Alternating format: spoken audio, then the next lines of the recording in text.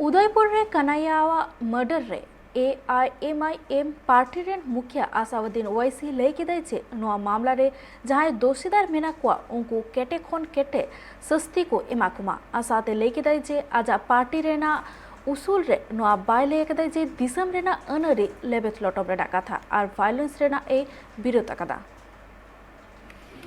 उसका कंडेम किया है। उदयपुर में जो हत्या हुई है वो कंडेमनेबल है।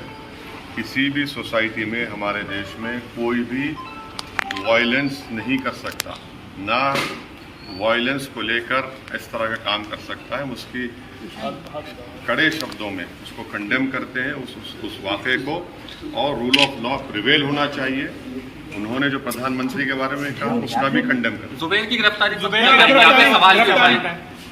देखिए, जुबैर की जो गिरफ्तारी हुई है हमने कल अपने स्पीच में उसका भी कंडेम किया है, क्योंकि जुबैर को दिल्ली पुलिस ने एक केस में बुलाया था, उसमें गए थे।